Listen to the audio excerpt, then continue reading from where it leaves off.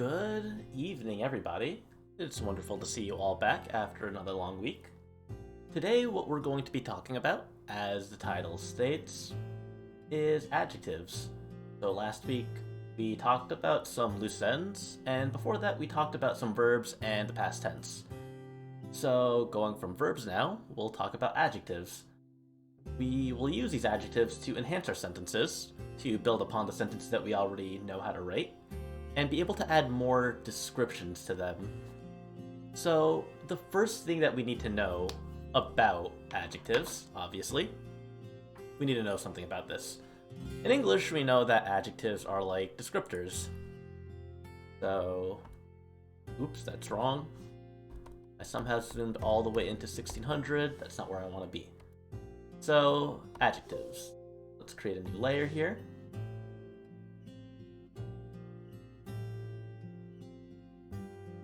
Adjectives. You don't remember what an adjective is in English? Well, just to make sure everyone knows, there did not see what words that describe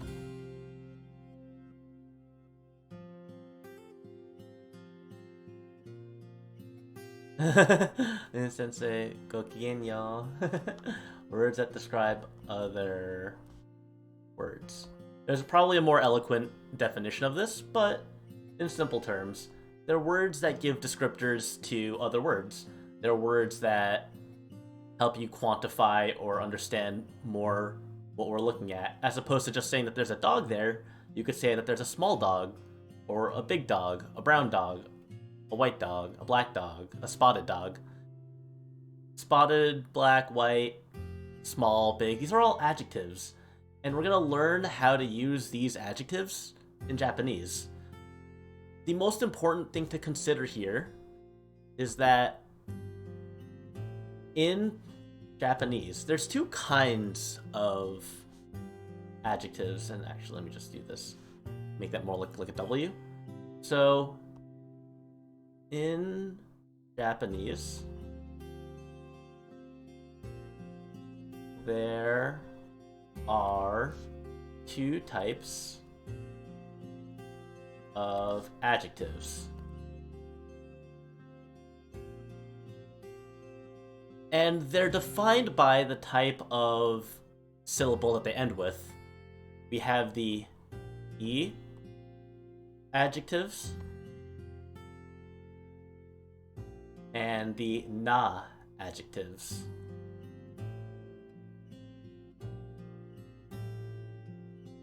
And the categorization of this pretty much is just like on a word-to-word basis.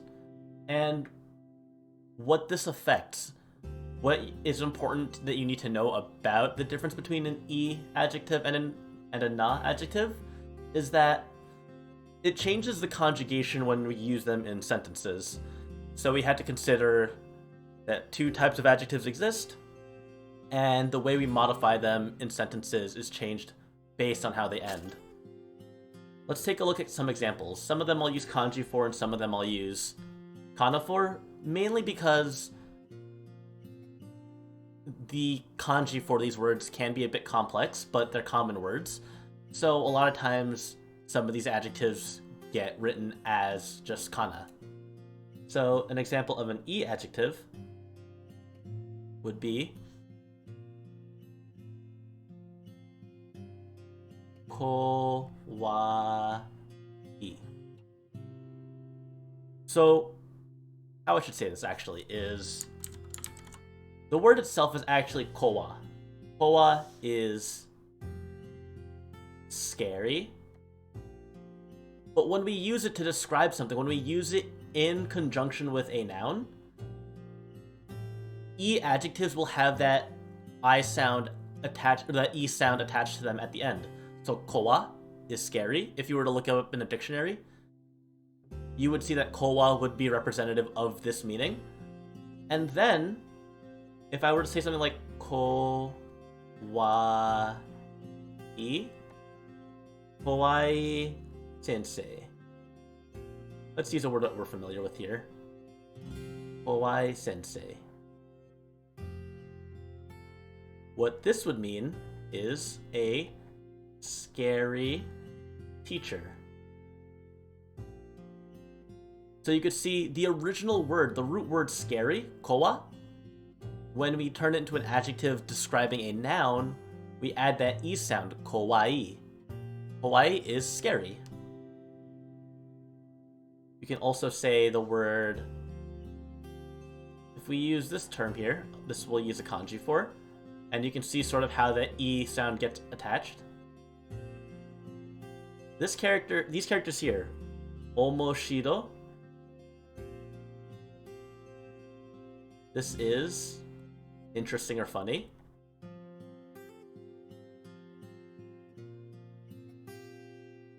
And you'd say funny in a sort of like, huh, that's kind of strange.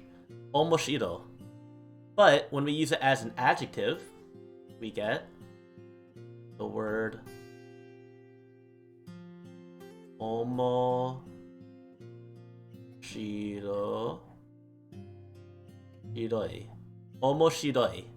So we could say something like omoshiroi eiga.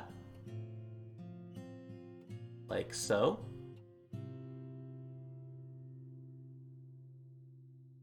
Eiga.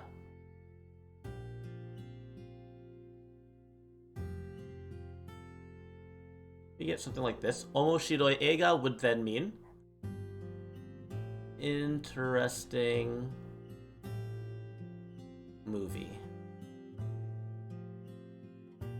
So the E adjectives, their words, the root words, don't have that E sound. So, yeah. Wow, that's some good timing. The E sound gets added when we're using it as a descriptor. This is sort of what we call... This would be like the dictionary word. Like, if you look this up in a dictionary, the words technically are kowa and omoshiro, but when we use them as an adjective, when used just to describe a person or a film or an object, the E gets added in. Kowa becomes kawaii, kawaii sensei. Omoshiro becomes omoshiroi eiga. Interesting movie, scary teacher. Right. Infinitives. And then na adjectives. So na adjectives, again, just like the E adjectives. Right. It's like scariness versus scary. Like the concept of like things that are scary or things that are interesting versus something actually having that property. So this is a word that's also pretty common. We have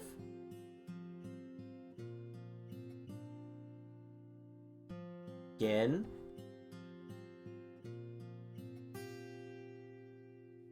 ki. This is energetic, energy, energetic, or sometimes healthy.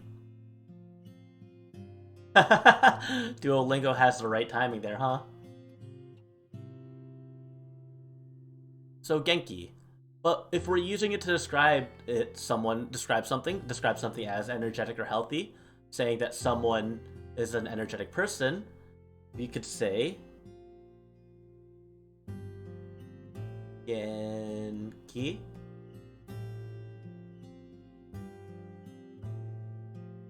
na sensei.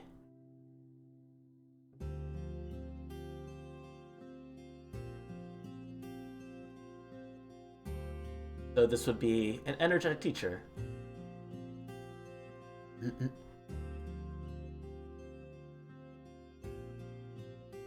So, like the infinite for Genki, like the basic form of it would just be Genki. It ends with that E sound, but if we think about it, that E sound comes along with the K. So Genki, and then when describing someone, when using it as an adjective, it becomes Genki na sensei, as opposed to just, yeah, the na.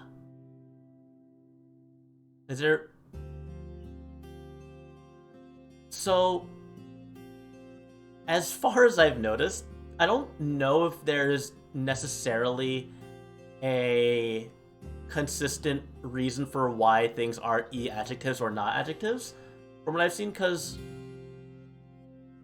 I've seen quite a good amount of words, but like I could say that I know a lot of things that end with she end up having like becoming E adjectives, but like if we look at a case of like Genki, Genki still has that I sound, but it's a na adjective. And good evening, Shady. You're just in time for the start of the class. We just started. We're just talking about some different forms here, the two different types of adjectives. So for those of you who are just coming in, as we know, adjectives are used to describe anything. Describe actions, describe nouns. And in Japanese, we have two kinds of adjectives. E adjectives and na adjectives. And the difference between them is just the suffix that gets attached to the end of that word. Oh, you're right. And Ren brings up a good point that I'm also going to get to later, in that there are some words like kirei, kirai, that are not adjectives, but they end with that E sound, so that also is something we have to consider. A lot of this really is a case-by-case basis, and I think it's something you just end up learning as you just speak the language more and as you interact with the language more. You find which item or which words sort of follow with that E or na sound. But a big part of this too, a big thing we'll notice as we get into the conjugation part, is that despite them being called na adjectives, that really doesn't exist in the conjugation, which I think is interesting. So, just like with verbs, like we talked about in the past, with verbs in the past tense, positive and negative, today we're also going to take the same approach with adjectives, because there's a lot of rules here. There's a lot of exceptions, a lot of things that we have to consider in terms of past, present, positive, and negative. And I'm going to use this as an opportunity to talk about some other words, introduce some kanji to you in a pretty slow, controlled area. The first one I want to talk about, we're going to talk about the E verbs, or the E adjectives first. And let's take a look at this character here. Conjugating E adjectives. Let's take a look at the word. I have drawn this so many times in my notebook, and every time I draw it, it doesn't look correct. Ace can tell me what I'm doing wrong. He'll tell me why exactly my stroke order is off and the way the direction is. Yes. Oh, Siren, thank you for the host. So this word here is samu, which means cold. And that's usually in regards to the weather. So samui, it's an E adjective, so if we were to describe it in like, if we were describing the weather, or if we were describing like a building, kono gakko wa samui desu. It's an E adjective. So let's make this chart here. We're going to use the same format for a lot of words. I'm going to make this in a new layer, actually. So, present, past, positive, negative. So if I want to make the statement, it is cold, I would very simply write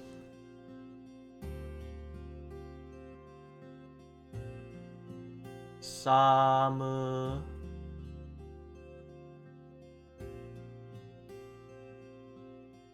samui desu. It is cold. Samui desu. But if I wanted to say negatively that it's not, we're not going to use janai like we did in the past, but rather we're going to use Samu. I always feel weird, like, when you're, like, writing something out, and you're stating, like, and you're, like, writing something out, and you're, like, elongating your words or vowels because you're in the middle of writing it. Like, do I just say both the vowels? Like, Samu... Is it semi-backwards? What did I do? Samu kunai desu. You're right, Reina? Samu kunai desu. Do I have something backwards? So this would be, it is not cold.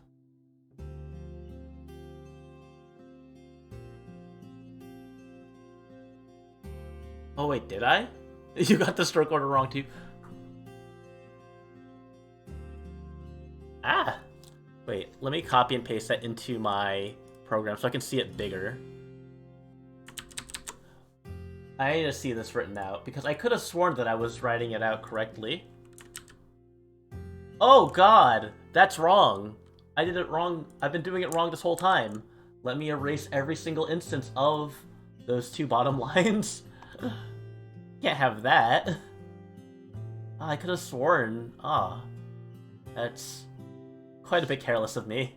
Thank you for letting me know that I had that part backwards. I'm so glad you can see the visible squinting. We're all students here. We're all learning still. It's this way. Oopsies. So, it is not cold. Let us return here. And now, we have the following. And I want you to know that this is an E adjective, and watch what's happening in pretty much all the other cases aside from the present positive. We have... And Valraven, that's a great question about stroke order.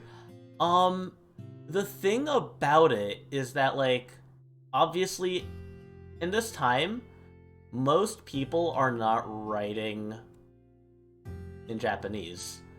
Most people are usually typing it out or just reading it. So I've heard people make arguments that you shouldn't, like, it shouldn't be too big of a focus on, like, writing Japanese. But for me personally, I've always found it more helpful to retain and memorize what it is that I'm learning when I'm writing it down. Yeah, it matters in calligraphy. Yeah, it's a lot, it helps a lot with memorizing.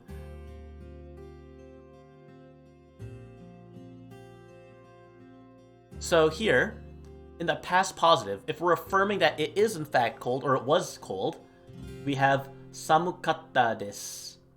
It was cold. You could see samu, samukatta, because you could see that little character there is extending the ta sound from the next character, so samukatta desu. And then the negative is... You write this out. I really picked... This isn't a complicated kanji, but I feel like I have to be a lot more precise on this one. Samu ku na katta desu. So if you notice in this case now, for both the past positive and past negative, we have that katta sound that when we're working with the past tense with our adjectives, when we're describing how things were in the past, it's that katta. Samu katta desu, it was cold. And then samu kunakatta. Right. The E turns into katta or kunai or kunakatta. So it wasn't cold. You can see here, aside from the positive where it's samui desu, we have samu kunai desu, samu katta desu, and samu kunakatta desu. The E sound gets replaced with a lot of these K sounds. So kunakatta means it wasn't in the past. Kunakatta means was not able to, or was not. It was not, as opposed to is not, where we have kunai. So kunai is present tense, kunakatta is past tense of the negative. And there's one major exception. This is pretty consistent across the board, that if you're working with an E adjective, samui, you're working with kowai, omoshiroi, we'd have like, say, kowai desu, kowai kunai desu, kowai katta desu, or kowakatta desu, or kowakunakatta desu, or omoshiroi desu, omoshiro kunai desu, omoshiro katta desu, and omoshiro kunakatta desu. So the E sound would get removed from everything that isn't the present positive, essentially. That is the rule here. But there is a very common kanji, and I guess this also follows into a rule with any word that is similar to this. Now let me go make a new slide here. And let's do this. The next thing I want to talk about... Wait a second. Oh, I see what I did here. The next character I want to talk about.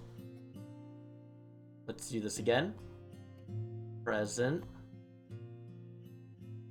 Past. Positive. Negative. We're going to go through this kind of chart a couple of times because there's a couple of examples that I want to go through. So now we're going to talk about the adjective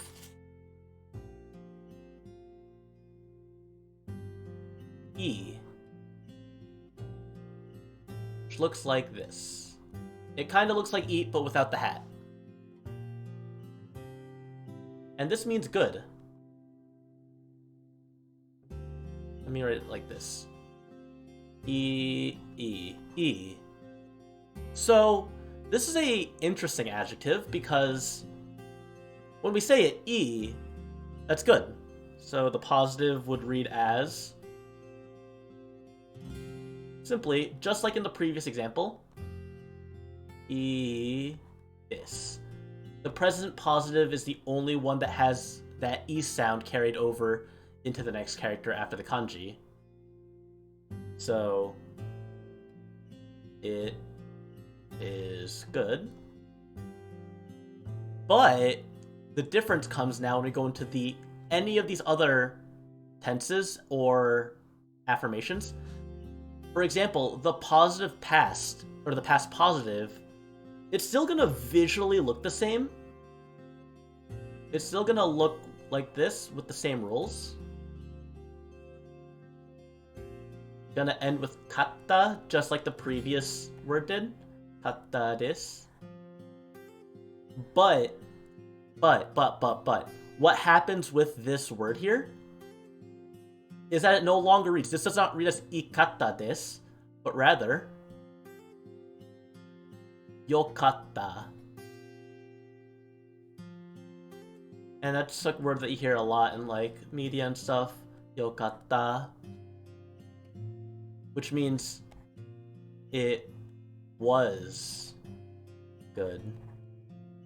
Which, I mean, if you think about the context in which they say that a lot in anime, it's usually because they're like thankful. Like, it usually gets translated a lot as thank goodness, because you're saying that something that had happened just recently was good. Yokatta.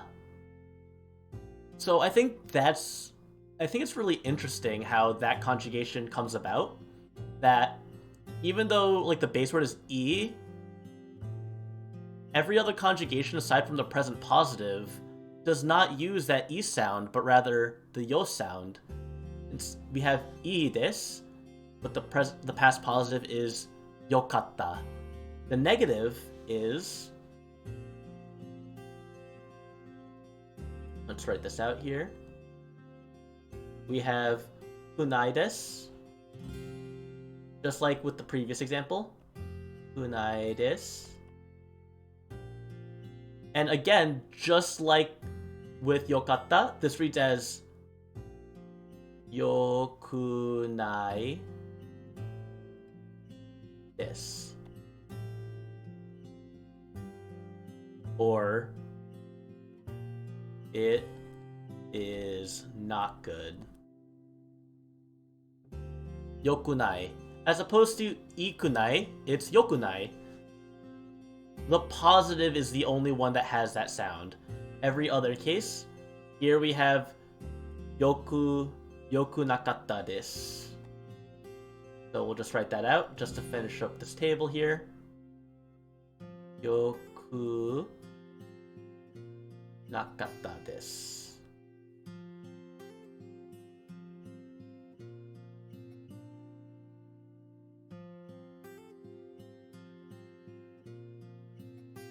Or yoku nakatta desu. It wasn't good. So the main thing, just like I mentioned earlier, you really just hear this a lot, yokatta, and that's just a conjugation of stating that something is good, stating that it was good, that you're happy, that you're thankful of something that just happened recently. Yokatta. Thank goodness. And there are other exceptions that follow this rule. I'm not going to go over them right now, but I will state that one example of such a word where this happens, or the case where this happens really, is that any word, any E adjective,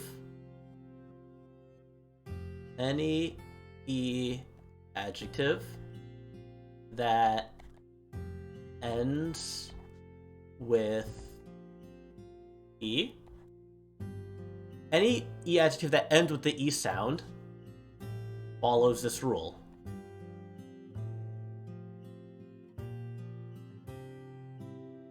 For example,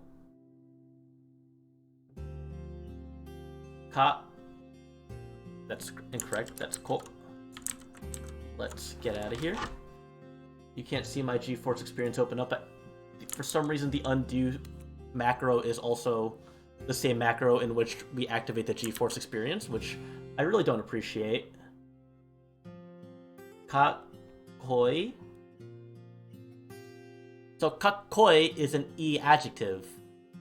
So it would be kakkoi desu. And thus, if we were to conjugate the past version of kakkoi, which for those of you who don't know, it's cool or stylish or hot, it would be kakkoyokatta. So that's just one example of another adjective, an E adjective ending with E, that follows that same conjugation rules. Kakkoyokunai desu. Kakkoyokunakatta desu. And so on. So any adjective, any E adjective that ends with an I, so kakkoi, will swap that E sound into a yo sound when conjugated. There's not too many examples that we're going to learn about currently, but it's just something to keep in mind, because it does sound a bit weird, like kakkoikatta desu doesn't have the same ring as kakkoyokatta desu. And I think it's most noticeable with the E sound. Ikatta doesn't really sound right, as opposed to yokatta. And maybe it doesn't sound right to me because I know that it's wrong, but that's really what helps me remember it currently. So those are how we conjugate the E adjectives, and also the exception, E, and other words that follow that rule. So any E adjective will also follow that same rule where the E gets replaced with a yo sound. So next, we're going to take a look at how to conjugate na. And I think the na conjugations are actually pretty interesting here. So, conjugating na adjectives, such as inki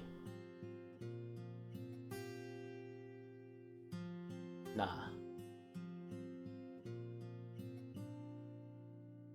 So, like the example we talked about earlier, genki na sensei desu. That describes a energetic teacher.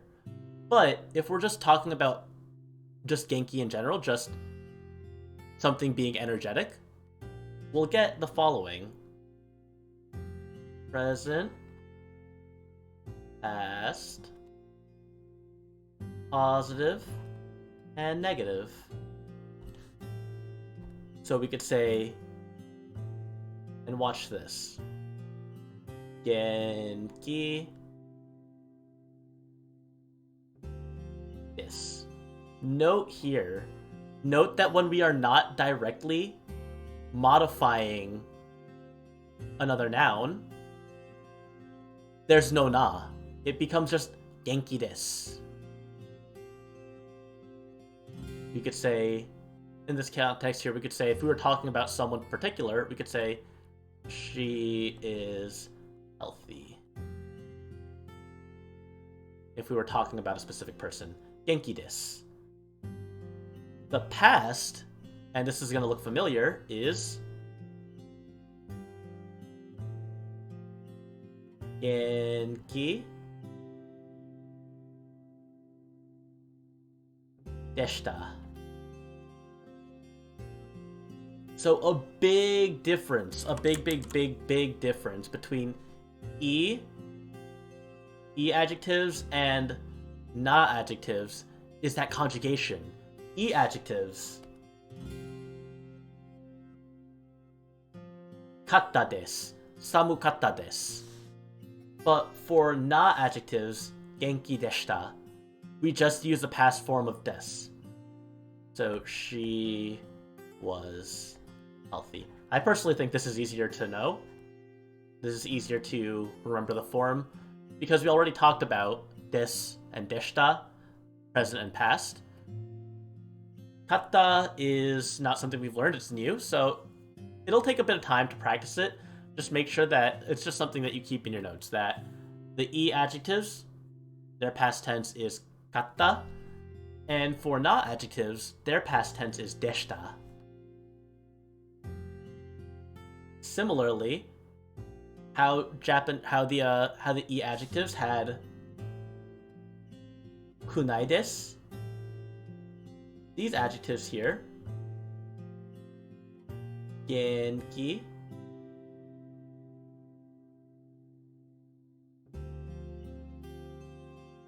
this is genki janai desu. Janai desu. Genki janai desu. She is not healthy.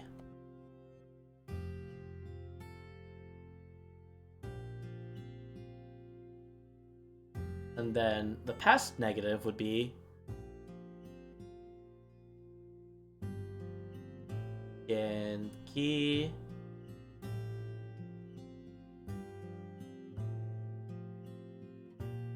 janakatta desu. Ja na katta desu.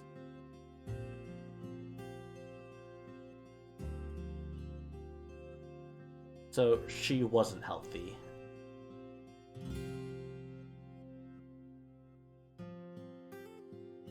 So these are the different forms that we have here. Genki desu, genki janai desu, genki deshita, and genki janakatta desu. Which, if we compare that again to this, the past negative is kind of similar. Samuku nakatta desu, as opposed to genki janakatta desu. They both have that nakata, that wasn't. So that's a commonality that you'll see within those past tense, those past negatives. Genki janakatta desu. And then present tense being genki janai desu. They both have that jana, but this is janai and this is janakatta. So you can see here, when we're not describing an object, when we're not saying like a Genki teacher or a Genki student, when we're not involving that adjective directly with a noun, like Genki na gakusei or Genki na sensei, the na gets dropped. You see that na does not connect to any of these forms. The na is used when connecting to a noun. That is how it works with the e and the na adjectives. The conjugations are different, but when we're connecting them to a noun is when you'll really see the e and the na connect together.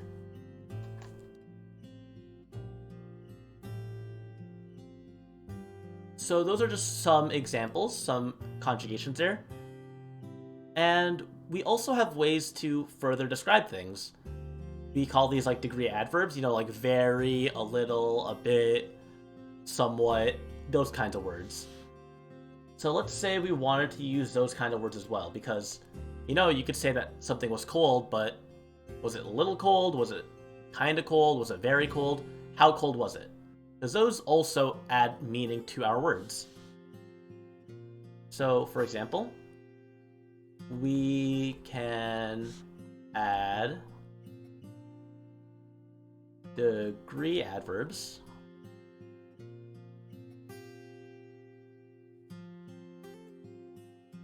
very, a little, etc. before our adjectives to be more descriptive.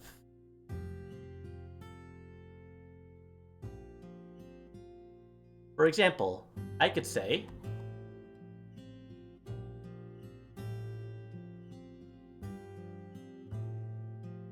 sono 学校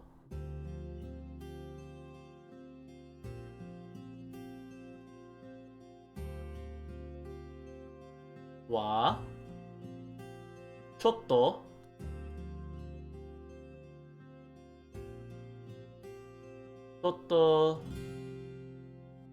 寒いです。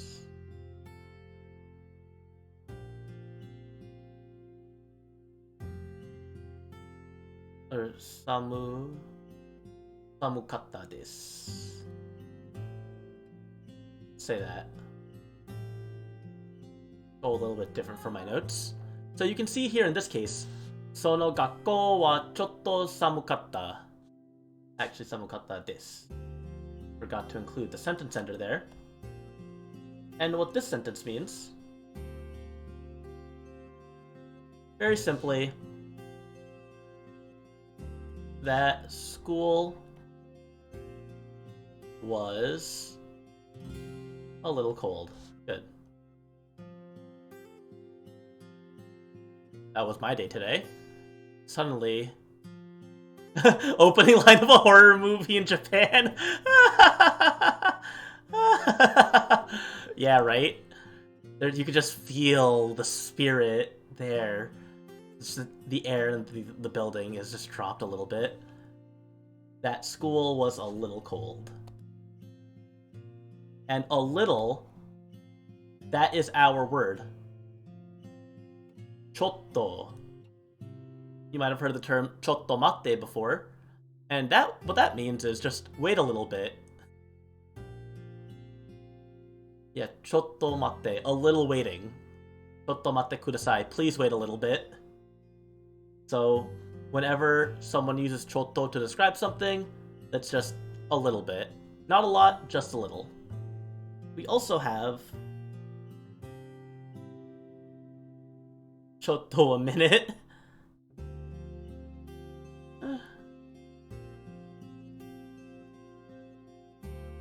love all those like cross-language sayings and phrases. So this is going to be umi wa totemo kirei deshita.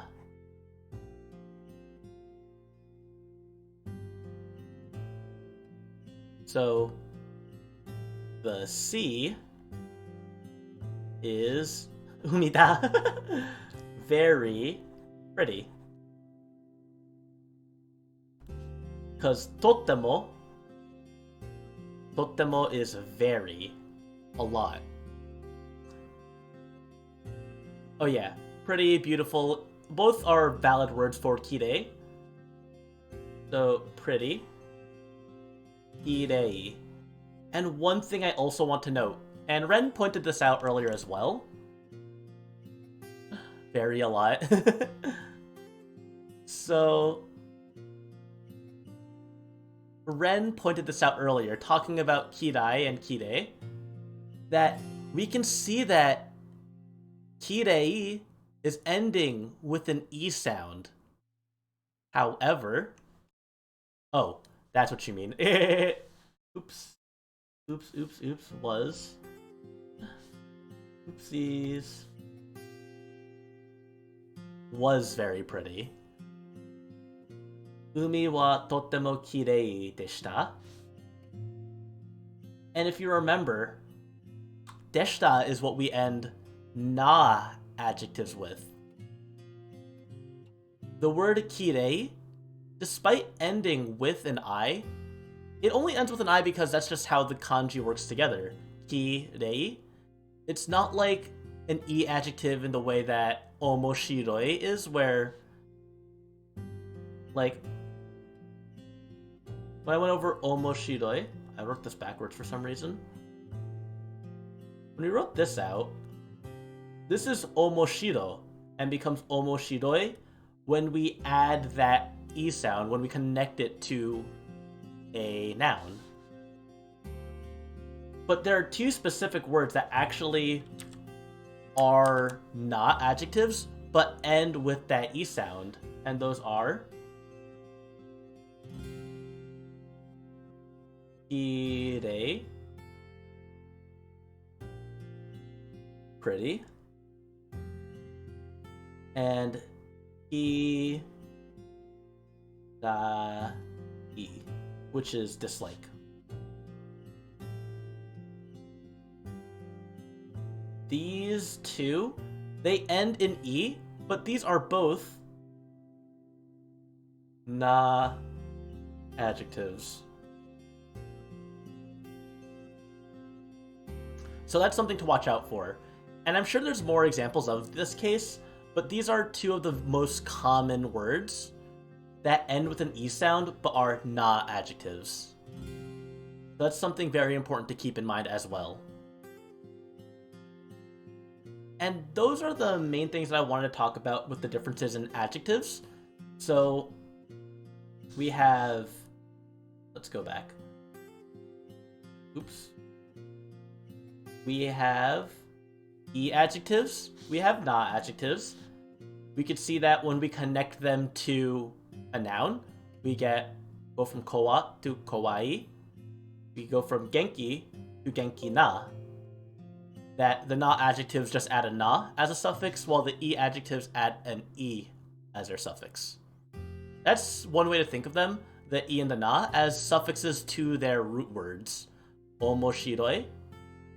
E is that suffix. The original word is omoshiro. And to continue with this, the next section that we're going to go into covers two very specific adjectives that are used very frequently and have a lot of connotation when used towards people. And those adjectives are suki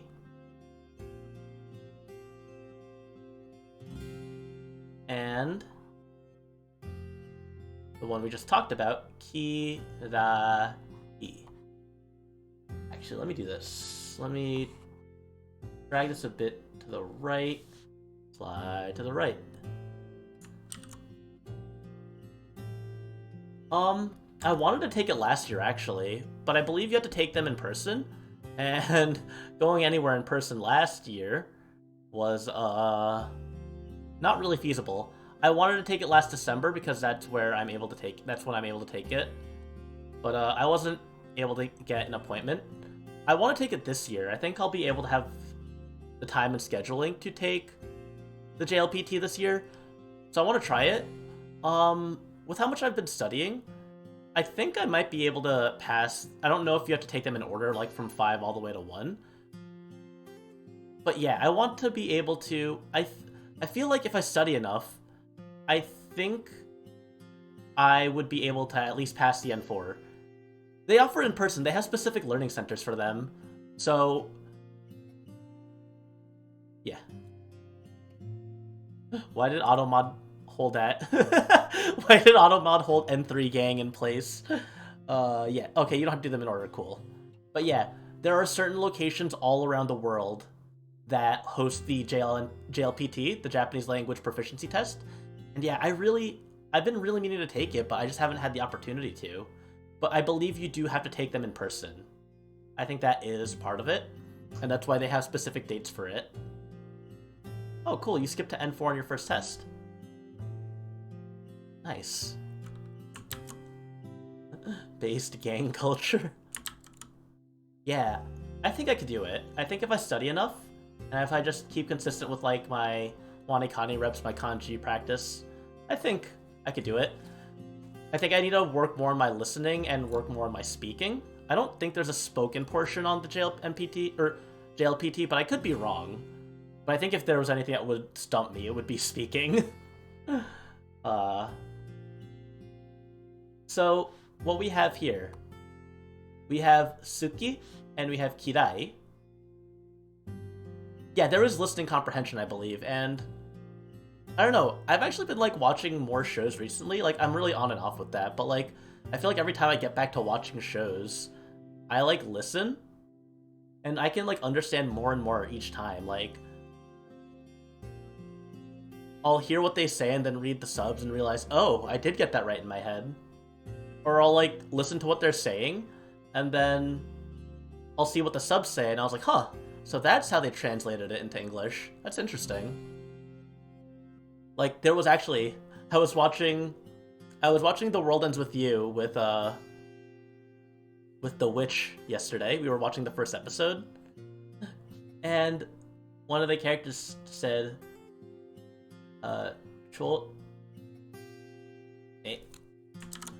they said, "Chotto tsuyoi." I think tsuyoi would be.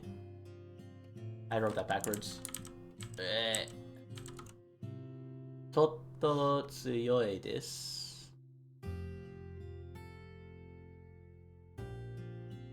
They said this. Tsuyoi. Which, I mean, if you wanted to translate that literally, it would be like, a little strong, kinda strong. He's kinda strong. But the subs translated it as, he's no pushover. Because, like, if you're trying to, like, demean someone, you wouldn't say that he's kinda strong. You'd say, I guess he's not a pushover. I guess he's not weak. As opposed to saying he's a little strong. I don't know, I thought that was really interesting when I, like, caught that. And also, like, thinking about those language differences and, like, how one would go from a literal translation to something that, like, people speaking in English would actually say. Because, like, it sounds very, like, weirdly translated anime to be like, you're kind of strong. I guess you've been training. Why isn't my mouse working? Raw gang. You're right. I should just go Raws. I think once I'm more confident, at least I could do it. But I'd feel, like, very confused. Like, I would have to, like, pause a lot to, like, catch a lot of things. I might do Japanese subs, though, like, but I think I'd like to know at least what they're saying and at least, like, have the kanji there to know the context.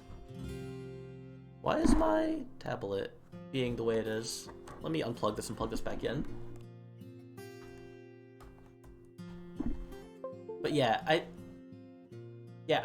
actually, when I was talking it with Melchior, who I've rated a couple times, he was talking about how he's done a lot of he studied Japanese a lot, and I think it's really cool how like he was talking about how like Japanese subs like are the way he watches things now, because he's learned so much that it just helps that retention to just, when you've learned enough to be able to just read like regularly, that you can just watch it in Japanese, and A, you'll still be able to understand it, and B, it just helps you retain and refine yourself and your understanding of the language.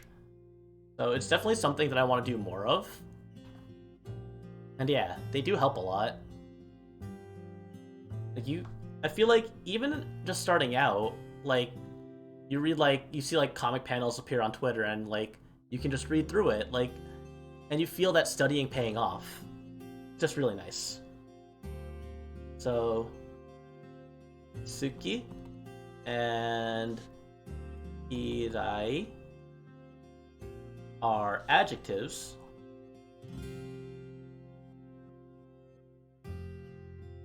that represent something that is liked or disliked respectively.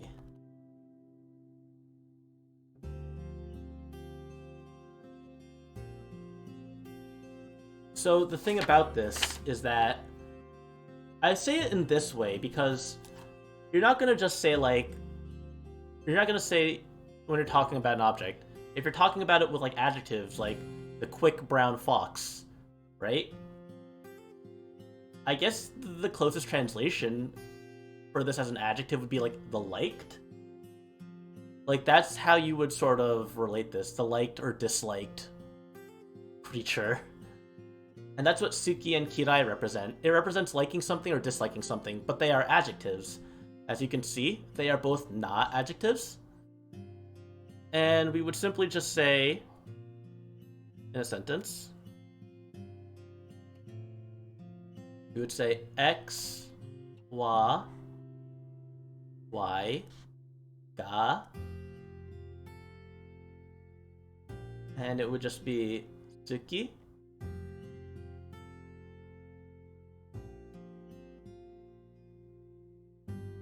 or ki da I this,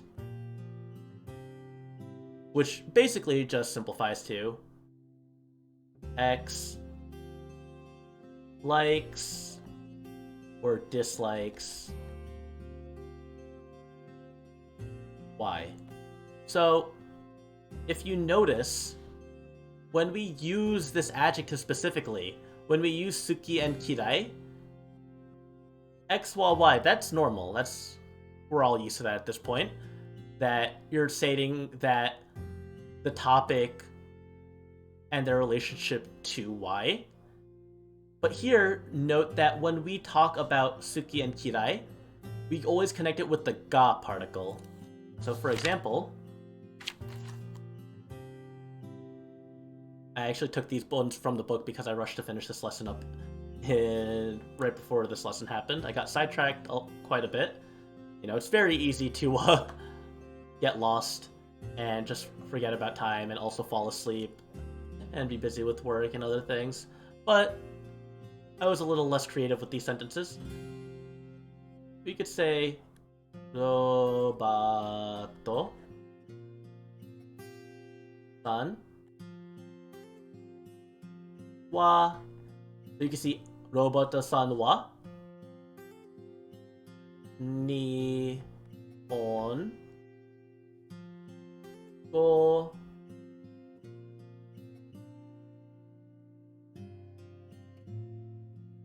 Nihongo, Japanese. Nihongo no kurasu くだすが好きです。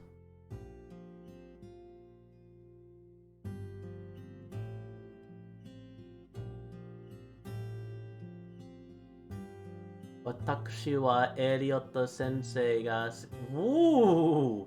Oh! Is that a confession in my chat room? That's a little... That's ちょっと恥ずかしい.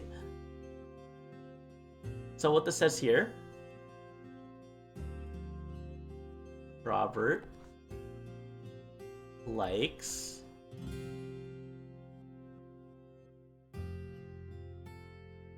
Erioto sensei ga suki desu. Did I read that wrong?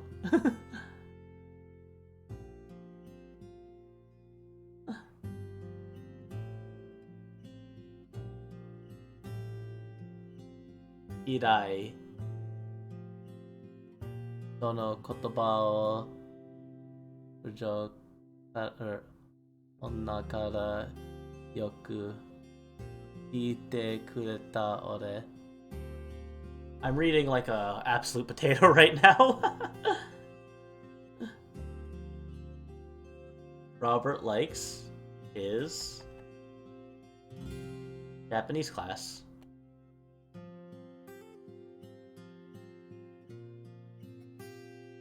So, Roboto-san wa Nihongo no kurasu ga suki desu.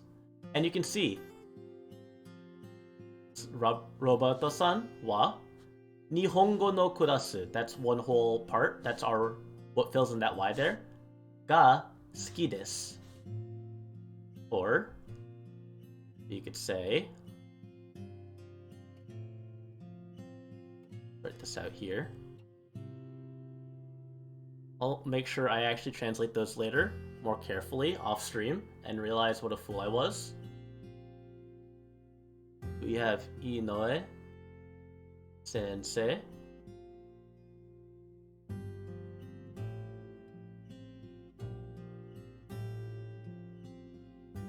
wa Sakana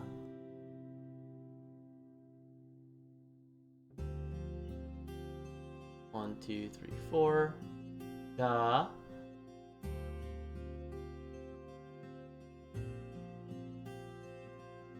Idai desu. Or Professor Inoue dislikes fish.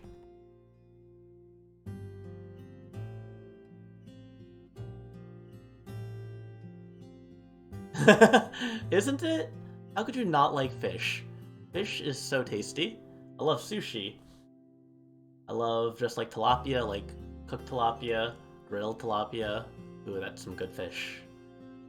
But yeah, so those are some examples of using suki and kirai. And also note that we're not using na in these cases. When fish kills you. Yeah, you're right. Sometimes, those bones are scary. So, Roboto-san wa Nihongo no kurasu ga suki desu. And Inoue-sensei wa sakana ga kirai desu. Robert likes his Japanese class. Professor Inoue dislikes fish. Chomp chomp, says the shark. Alright. And also, just like I encountered probably like not even a couple minutes ago, the word ski when used towards people typically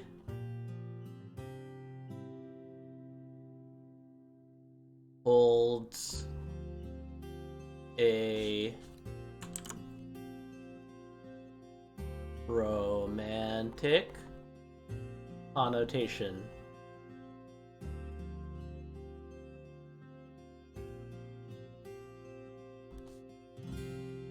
Please be careful using it with others. And I guess that's also a reminder to me. Make sure that you don't use that word towards someone unless you really mean it in that way.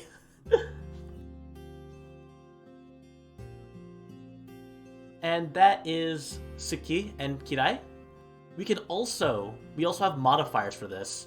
I know I mentioned a couple of slides ago that we can use words like totemo or chotto to represent a little bit or a few, but these two words specifically have their own special modifiers to represent a lot of love or a lot of hate. And again, you might recognize these words. They're very common words. So, if you have very strong feelings, positively or negatively,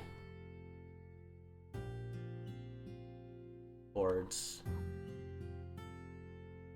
something,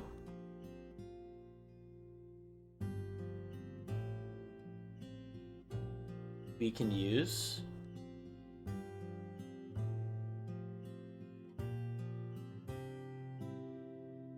daisuki,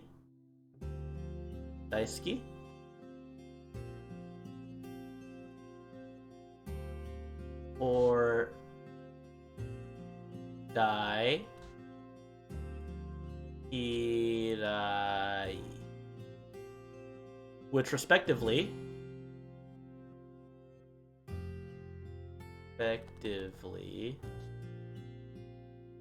meaning love and hate.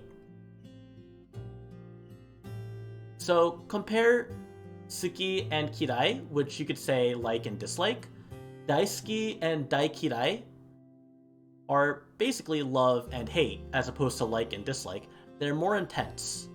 So if you go even further and tell someone daisuki instead of ski, that's big love, as opposed to just you love them. So they're very intense. Hope I'm never on the receiving end of daikirai.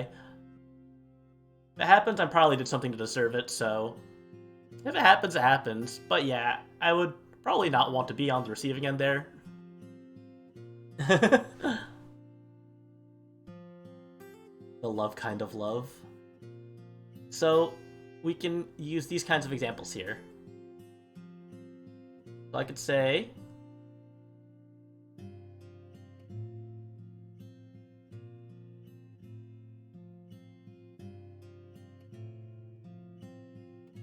watashi wa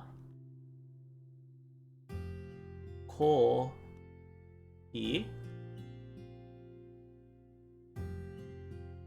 ga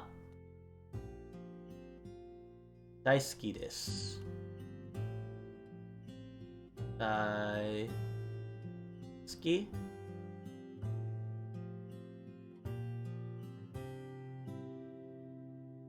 desu.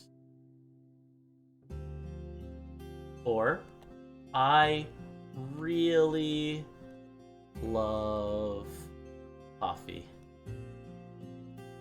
That daisuki is very intense. Really love, really like coffee. It's just, yeah, I would slam 5 gallons of coffee in a day if I could. But I can't because caffeine sensitivity. If only. We could also say,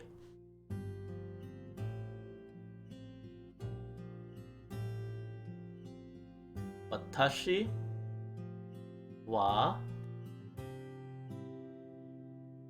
let's do this. Su.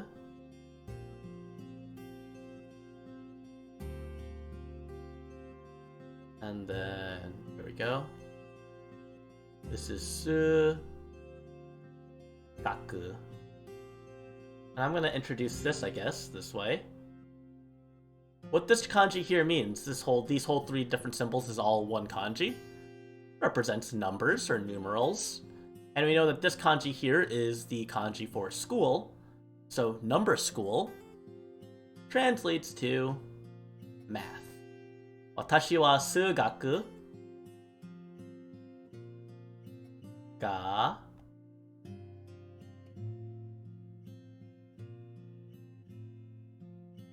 daikirai desu. And I'm sure a lot of people relate to this one. I personally do not, but I know it's one that hits home for a lot of people. I guess I could say Kimi tachi wa tsugaku ga daikirai desu. I really hate math. And that is how we would modify love and hate for more intense feelings. Usotsuki. Maybe. Hey, I was honest about it. I said that it doesn't really relate to me, but I'm sure it relates to a lot of you guys.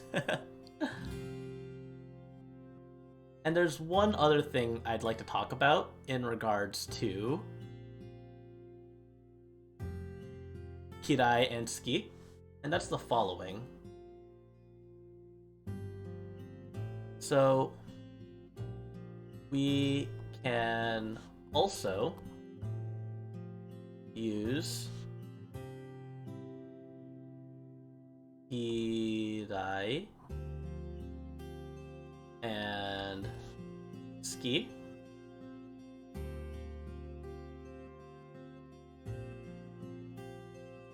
to modify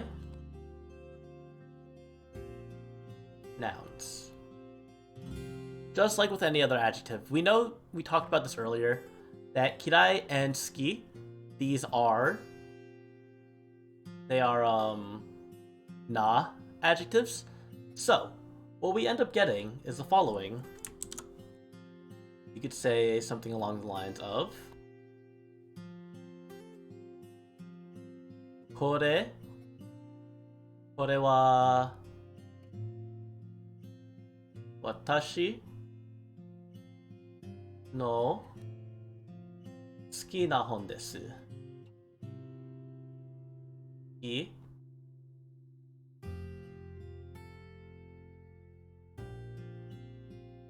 Na hon, which, as we know, hon is book or origin, but obviously in this case here, when we refer to it as hon, that context lets us know that it's a book.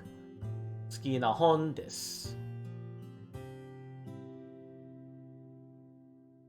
Kore wa, this is watashi no suki na hon, my favorite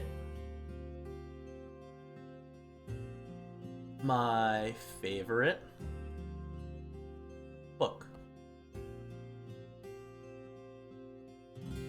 And so that is just the grammar part of this. Let me just open this up. Let me get this out of the way here as well. There's some other things I want to talk about as well before we finish up for today. But as I said, I was a little bit behind on finishing up my lesson plans. So I read through them in the book, but I wasn't actually able to write it down in my lesson plans. So let's get to those topics as well, just to cap this up. This is actually a short chapter in my book, so I do want to touch upon all of this before I end, because it would be kind of weird to like have a chapter or a weekly lesson dedicated to this, where these next parts are very short. So I want to just go through them now.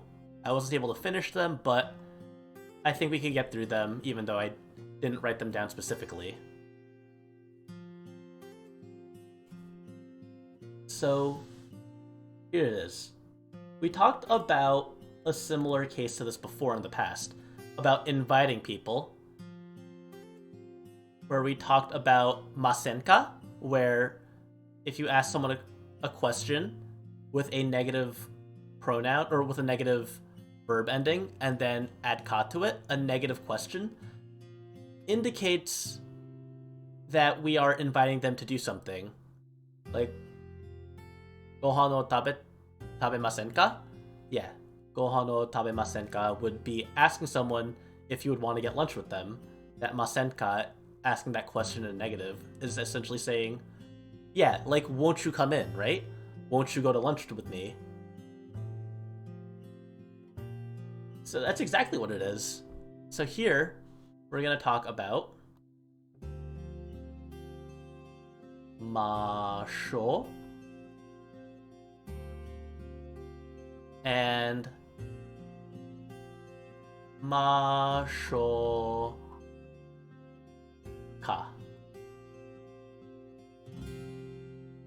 So if we take a long form of a verb and replace the ending with, instead of like masen or mas, we do masho or mashoka. This is another way that we can invite someone to something. However, the difference between this and masenka is that this is saying, instead of like inviting someone formally like, would you like to? This is saying, let's do this. Let's study together. Let's play together. Let's read together. So we could say, I'm going to actually simplify the sentence because what they have uses some words that I didn't talk about and I don't think they even talked about really. Like, yeah, I know that ishoni means together, but let's do this. I've gone over this kanji before. It's a very complicated word to write out, but it's not something we haven't seen before. Let's say this is to, sho,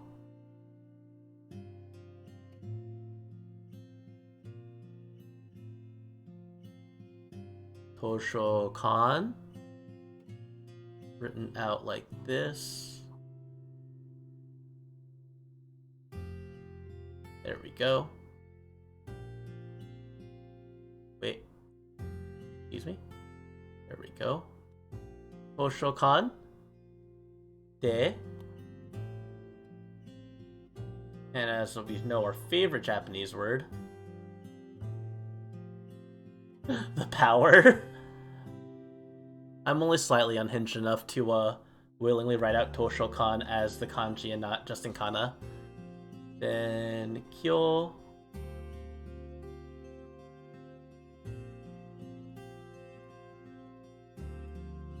Benkyo shimashou.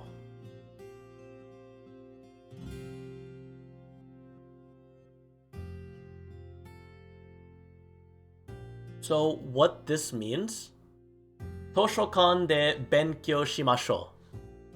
And also write this one out in kana because this is quite long, but correct. Let's study in the library. It says library, study, and then the shimashou means we'll do it together. Or not we'll do it together, but let's do it. Let's study. So this is Toshokan de benkyo shimashou.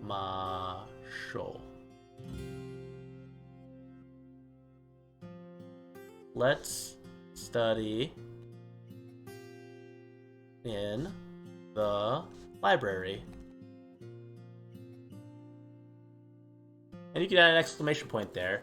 And you know, I don't think Japanese has exclamation points typically. Oh my god, I almost destroyed my entire tablet. We're good. I had to readjust my leg. So let me unplug. And let's do this. Let me unmess up my tablet. And talk about the invitation version of this. So this version is more of a command. This is more like they're telling you, let's study in the library together. They're not inviting you to study in the library together. They're telling you, me, library, we're going. The next one, though, let's say... I really don't want to write this out. I'm going to write this out in kana because I don't want to squint all the way to write kisaten. Yeah, being politely rude. You're coming to the library whether you like it or not. We're studying. We're getting that A. You're not going home to watch VTubers. You're going to go study with me, and we're going to watch VTubers in the library. Nothing of productivity was done. The mom tone. So what we have here... Isaten de ko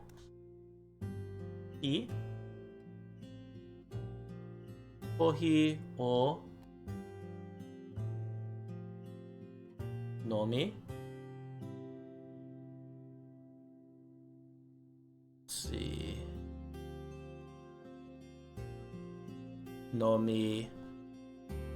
Nomi ma sho ka. So in this case now, kisaten de kohi o nomi masho ka. Kisaten is cafe. Kohi is coffee. Nomi mas and nomi is drink, as we talked about. I think kisaten's the only new vocab, but again, right on the mark. Shall we drink coffee at the cafe? Shall we drink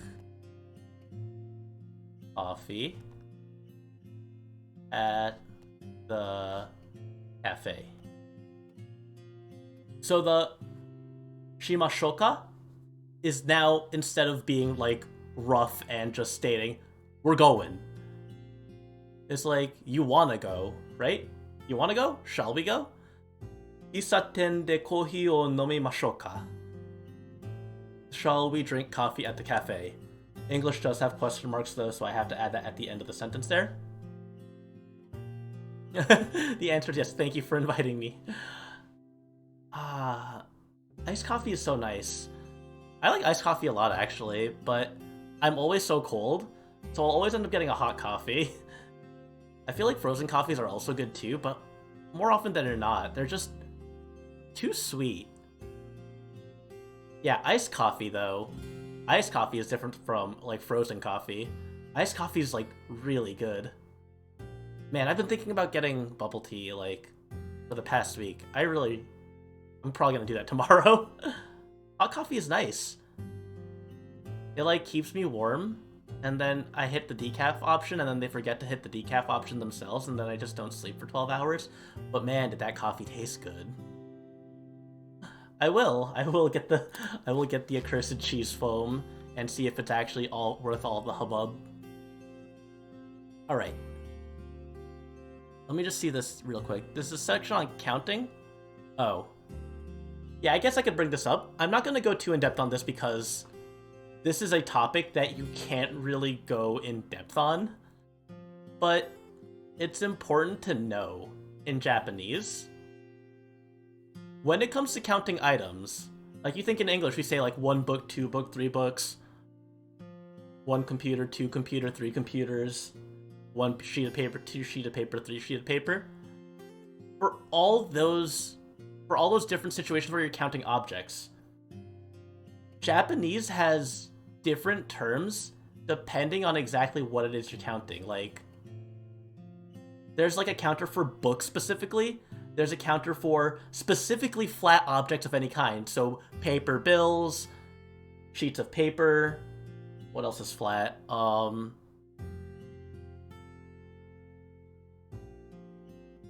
else is flat aside from paper? I feel like I'm like blanking on like really obvious things here.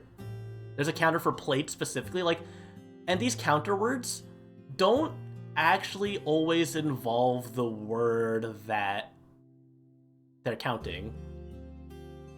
Yeah, like, I believe the flat item counter is mai, like, ichimai, nimai, us. I don't know if it's sanmai, and like, gomai, rokumai. It's like, and it's also specific. No, I said flat objects. My is flat objects. Plates is I don't even know. And isn't plate like sada?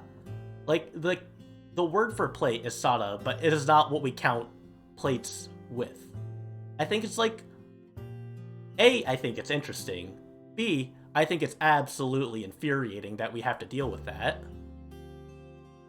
And yeah, all it says for this section is that there's two things important that we should know. Yeah, oh yeah, like papers, documents, envelopes, those would all count like flat objects.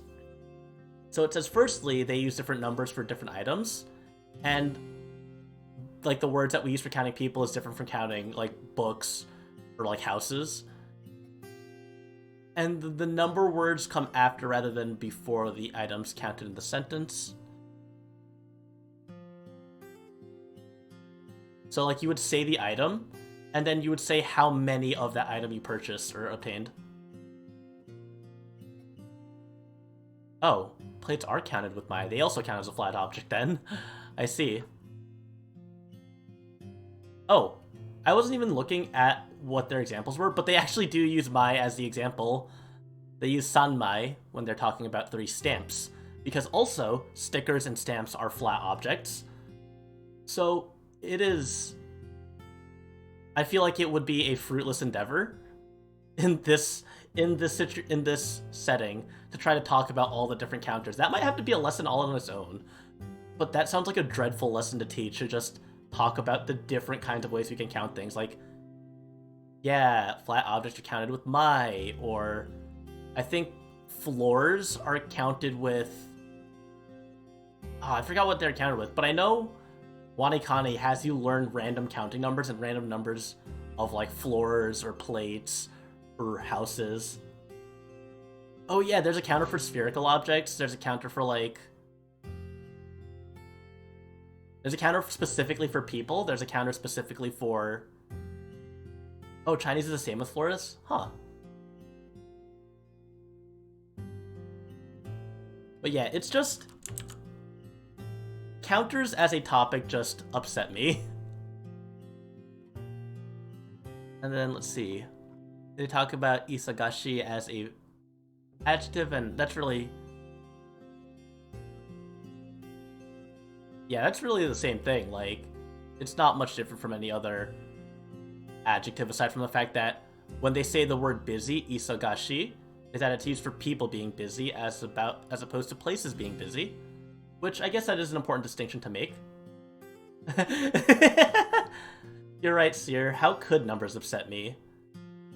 It's because the numbers are in such a context. In math, I don't have to worry about, like, specific context. Math is in its own floating space. But when it comes to Japanese and their word counters, oh, that's a whole nother beast entirely. So, to wrap up, to conclude and to summarize, qualitative versus quantitative, yeah.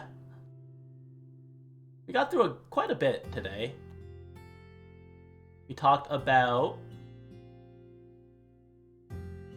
our adjectives, so we talked about E adjectives and not adjectives, and how they conjugate.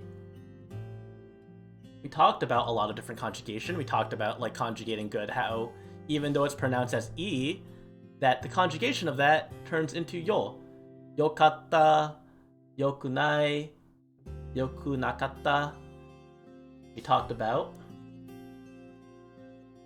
the adverbs like chotto and totemo, sukoshi, all to describe the frequency of an adjective or to describe its quality.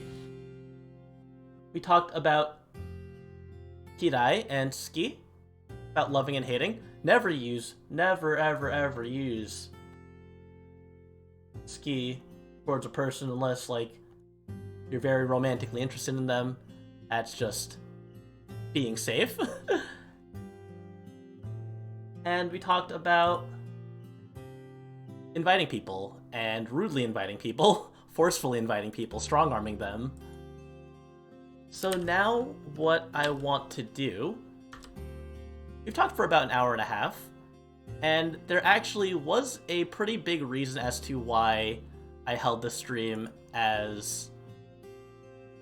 later than I did normally, and that is because a good friend of mine is debuting today, and he should be going live very soon.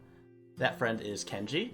Some of you may know him as Golden Kenji. He also does a lot of the mixing for my song covers, and I want to show him some support. So he should be going live any second now, and I think it'd be really fun to give him a raid, to drop by and support him as he debuts. He says debut stream in 30 minutes ago, so he should be going live any second now. I'm really excited. It's been a long time coming. I'm really excited to see how it all goes down. Let's see if he's live. Didn't say that he was live yet. He is live. Alright, everybody.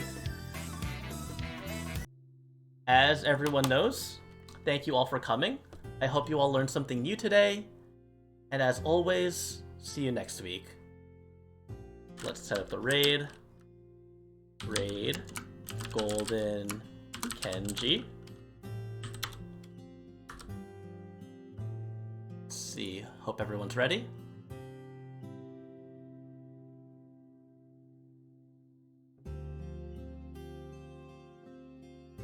Alright. Class is dismissed.